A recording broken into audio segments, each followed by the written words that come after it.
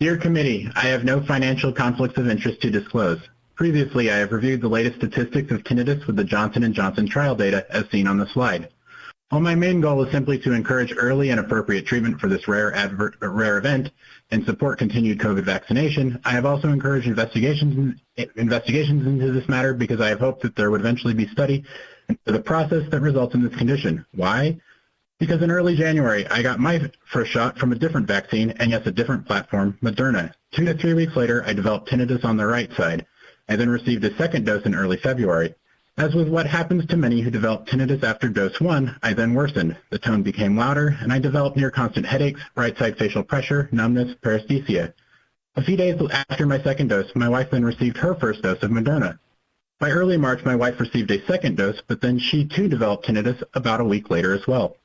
While my other symptoms later resolved, both my wife and I continue to experience constant tinnitus. At the time of onset, we had no close contacts, and I later had a negative nucleocapsid test. I've also had normal scans and 2 normal hearing tests, something that appears unique but common to many with this adverse event. Because of the staggered vaccination timing for us as a couple, but with symptom onset still coincidental with vaccination, it is hard to shake that this is not somehow a related, difficult to detect, low-frequency adverse event, despite not appearing in the trial data, something even my providers work under the assumption of as described in their notes. It leaves my wife and I in a challenging position. For one, is there some shared environmental exposure that increases the correlated risk to our young daughter for experiencing this event in the future, something I would never have dreamed of worrying about prior to this. I know tinnitus is not considered serious, but this may be a permanent, lifelong condition. Also, it has led some who have developed tinnitus after COVID vaccination to thoughts of suicide due to the severity of the constant sound. I can also say that one individual, Dr. Timothy Boring, completed suicide after battling tinnitus for 7 months after COVID vaccination. His daughter gave me permission to mention his struggle here today.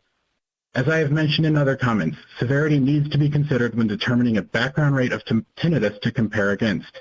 In Phoenix, ABC 15 ran a story discussing how there are over 10,000 reports mentioning tinnitus in VARs. The story highlighted me and two others that developed tinnitus. One, a member who once sat on this very committee. A little detail not widely known, all 3 of us are a part of a tinnitus adverse event pair.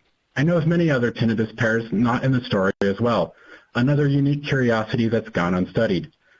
I know we are a small number in a sea of misery in this pandemic, but we rolled up our sleeves, defended our communities, and now we are asking for study into this issue. Thank you for your time.